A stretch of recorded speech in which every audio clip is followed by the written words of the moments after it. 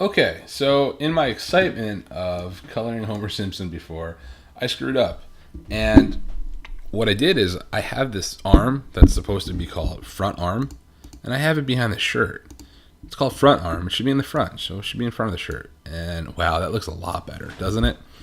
Along with that, I have this little triangle here, right? And that should fall on the inside of the shirt, and so there should be a shadow there. So I'm gonna go ahead and I'm gonna eye drop this little shadow that I made before, and wow, look at that. That just kind of helps it out. That makes a big difference. In fact, shadows make a huge difference. And so we're going to mess around with shadows and highlights. And we're going to create shades, and we're going to create tints of our colors, and we're going to be able to make this thing have a little bit more depth. And so what I'm going to do is I'm going to just make a light, okay? So here we are. Here's a light. Boom. And I'll make it the sun. How about that? So we'll take a star, and we'll just go ahead and we'll make a nice spiky kind of thing here, and that looks pretty good.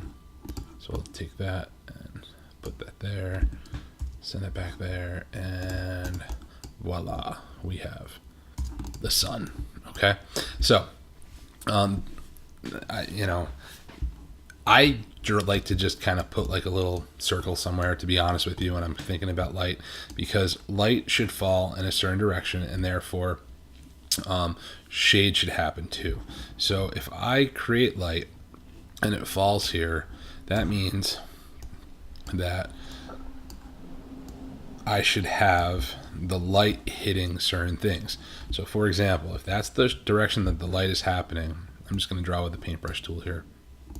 Oop, not the paintbrush, or not the block brush, the paintbrush. If light is happening, what I should get is I should get a little highlight here on his nose, probably a little bit something here. These are highlights, guys. I should probably have maybe a little bit of shadow underneath his ear here. It makes perfect sense to have shadow inside the cuff. I might want a little bit of shadow in the arm here. That's falling inside the cuff too. Back here, I probably would have like a little shape of shadow going on here. I might have a little highlight happening here. Maybe not. I don't know. That one's kind of tough. I'll definitely have it on his face because we have oils in our face, which makes our face shine when we have a light on it. So I definitely would have that going on. And essentially, what I want to do is I just want to throw these extra things in here to give my image depth. Okay, so if my sun was going in another direction, if my sun was over here though, that means my rays would be going in this direction, right? Which means that I would have a highlight up here. I might have one on my nose, but it might be closer on the bridge of my nose. I might have highlights here in my arm. I would definitely have a shadow down here. I would definitely still have a shadow underneath here. I'd probably have shadow underneath the cuff of the pant there too. So I'd have shadow in a lot of different spots. And I'd have highlights in different spots too. So you need to define a light source to be able to do this, okay, to do this part of the exercise. And what we're doing in this exercise is we are creating shades and we're creating tints. So you're going to hand in two cartoons. One is going to be the flat cartoon, and the other one's going to have shades and tints on it. Now, Homer already had a little bit of shade on him, right? At least I added it here and here. You're going to find a lot of cartoons are very two-dimensional, and they're not going to have shade at all. So this is part of our deal. We want to create that depth. We want to add that. We want to create that realism. And there's a lot of ways in which we can go ahead and we can do shade. We can do it in a cell shaded way, or we can go ahead and we can create things via this concept of gradients. Okay, and we're going to take a look at both. So, and I'm not going to overdo it. I'm just going to do little pieces. Okay, and when I go ahead and I create this stuff, I really enjoy using things like the pencil tool. So I'll grab that. Nope, I don't need an introduction to the shaper. We've already done that. Let's go to the pencil tool. Okay, so with the light source coming here, what I'm going to have is I'm going to have just kind of like a highlight here. All right, and I'll probably have another highlight like right around here on his nose. Okay, and again, we've all been in the light before. Our faces got shiny because again, there's oils on our skin, right? So check it out. I'm gonna select this shape, and I'm gonna eyedrop it right here, just like this. And here's my color palette. I'm gonna take my stroke off. All right, and if I click off of it, you lose the shape I just made. Okay, and what I want to do is I want to go ahead and I want to grab one of the colors that I have here, and I want to go ahead and start moving them in one direction or another. Okay, now it's important when you're doing this to realize that more than one color, C, M, Y, and K, there's more than one thing that creates a shade, and there's more than one thing that creates a tint. So I'm going to grab yellow here, okay, because I got 100% yellow. I'm going to hold down the shift key, and I'm going to start moving towards the left, okay? And I want to point out what's moving. Yellow's moving, but so is magenta, okay? It's because I'm holding down the shift key. If I only held down, if I just clicked, I would just move the yellow. Magenta wouldn't move. While that would be definitely a different color there, it might not be as dramatic as when I move both colors at the same time. And that's what we really want to do. And they move in unison with one another to try to create that tint, to try to create that shade, okay? Because it can go in both directions. So check that out. And I have a nice little highlight right there. And you know what I'm going to do? I'm going to go ahead and I'm going to grab that, and I'm going to drop it right into my Homer Simpson swatch library, and I'm going to call this Homer Highlight. Just like that. Here's another one. I'm going to eyedrop right from there. There we go. And just a couple little highlights, right? Now, again, with the shade, or excuse me, with the sun in that direction, with the light source in that direction, that means what we would end up having is we would have a little bit of shadow right here. Okay, so I'm going to go ahead and I'm going to draw that little bit of shadow just like this.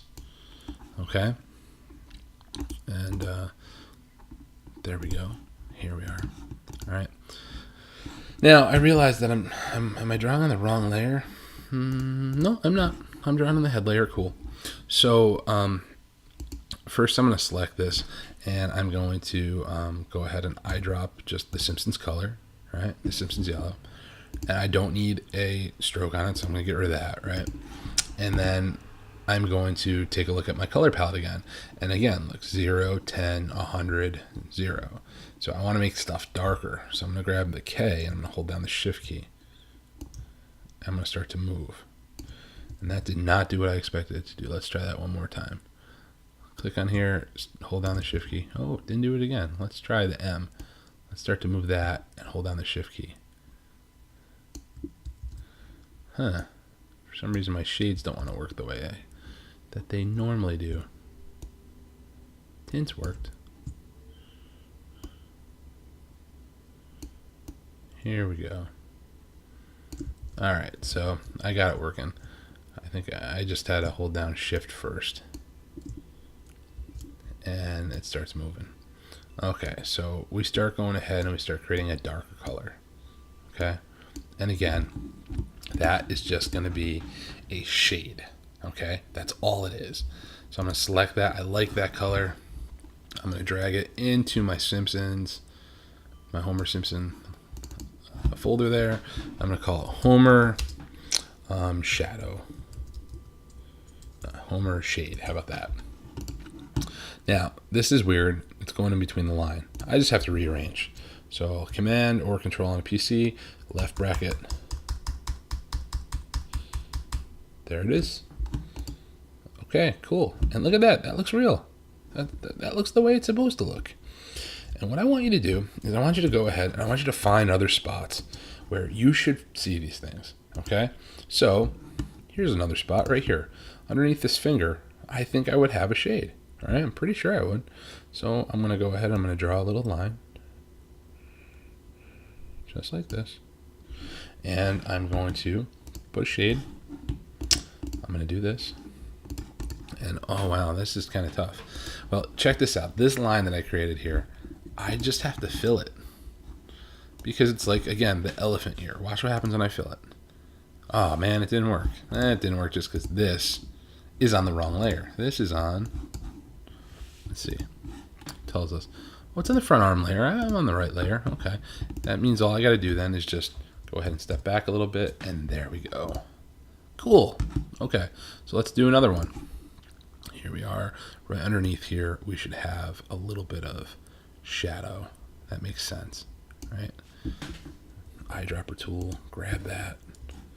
Make sure that this has got an actual color in it. It does not. It's plain. So let's toss the color in it.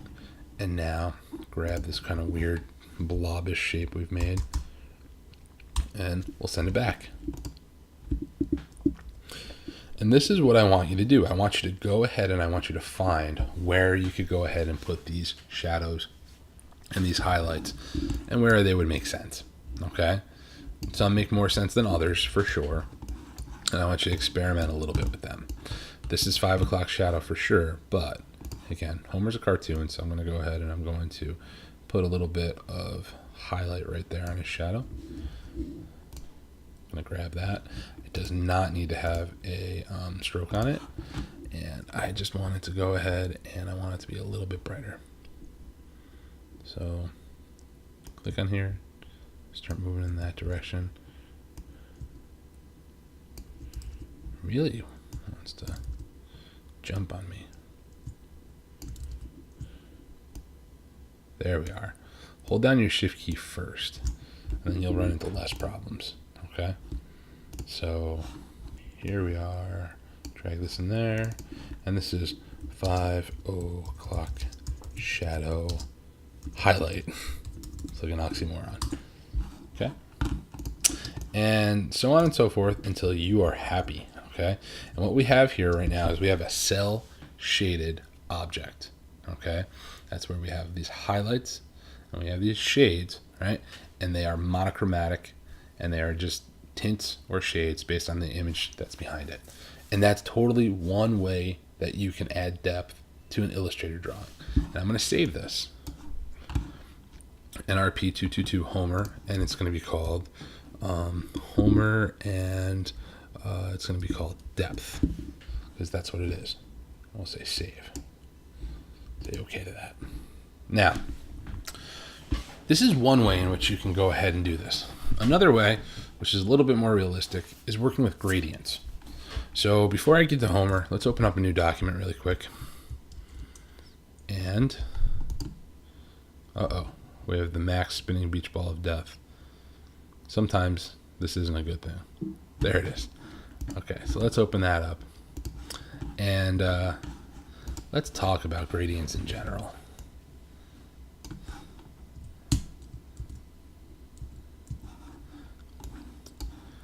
I'm going to just grab a rectangle. So a gradient is a smooth transition of color from one color to another. Okay? And we have a couple of them by default in our toolbox, or excuse me, in our character or our swatch palette. So I'll click on here. And what we have is we have a smooth transition of color from white to black. Okay? Here's another one. That is yellow to red. Looks like an orange. Okay? And that's what we have in here. So let's work with white and black, okay? We have a window called the gradient window. And inside the gradient window, we see our gradient, okay? And right now there's two colors here. There's a white color and there's a black color. And what I can do is, I'm going to close some of these windows that I'm not using right now. What I can do is I can take any color from my swatches palette, and actually any color from the color palette too, and I'm going to just drop them here. Now if I drop and I see that little plus sign in the green ball, I'm going to add to the gradient. Okay, so now there's a 3-color gradient. Or if I take and I drop on top of, I call them paint buckets. Those are those little squares or those little color chips. If I drop right on top of that, then I just overtake that. And now this white to black gradient is now a red to blue gradient instead. Now, there are also different types of gradients. There are linear gradients and there are radial gradients. So a linear follows a line, okay? A radial follows a radius. So let's go ahead and let's grab an ellipse so we can see what a radial gradient looks like. Just like that. So this follows a line and a direction, and this follows a radius. It starts somewhere and it kind of pillows out.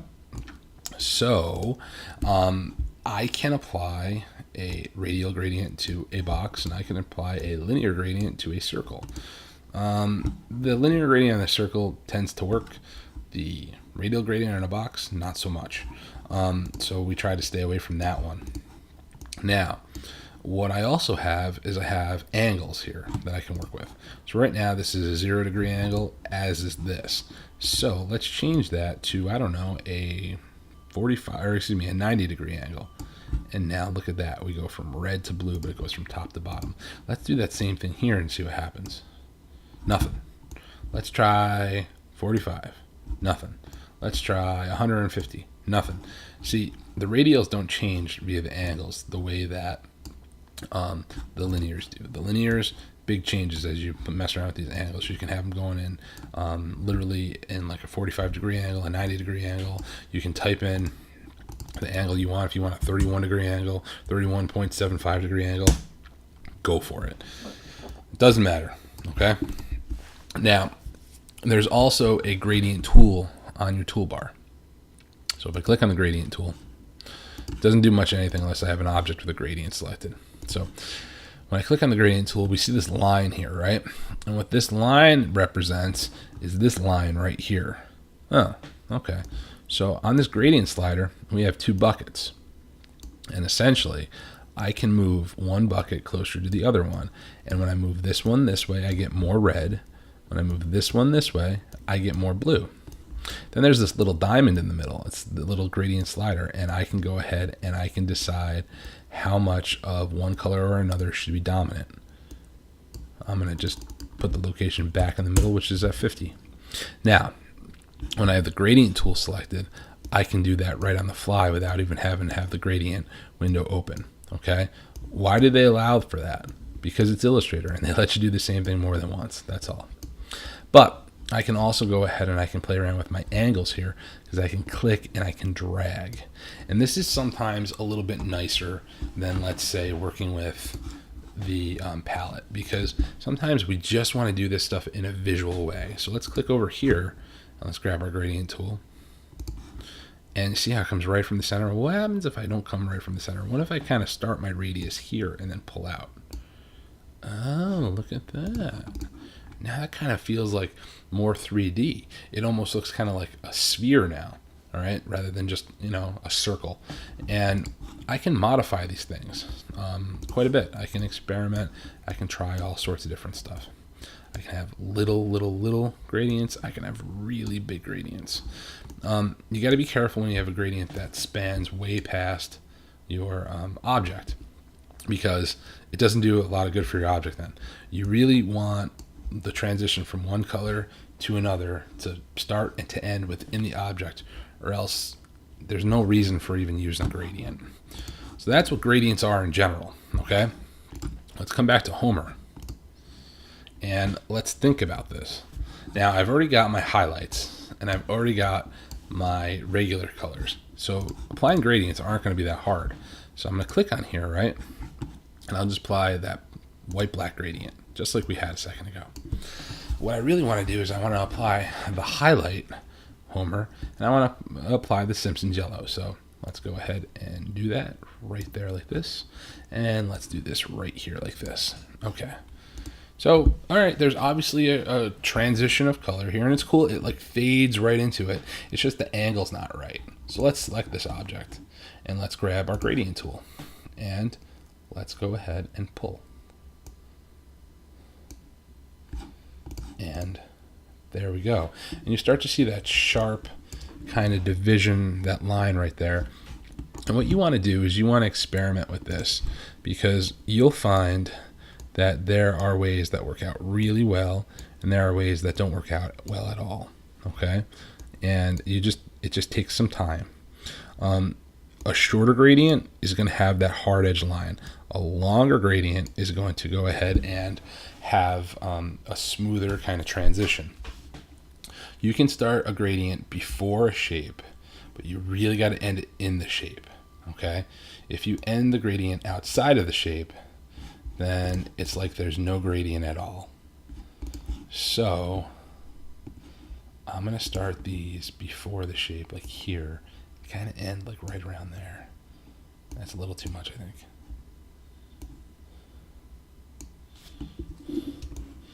Let's come here, gradient, highlight, Simpsons yellow, start to use the gradient tool.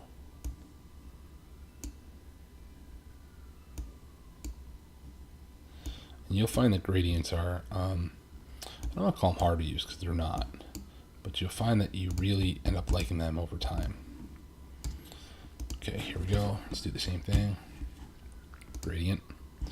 Let's go with the Homer shadow highlight and then the actual 5 o'clock shadow.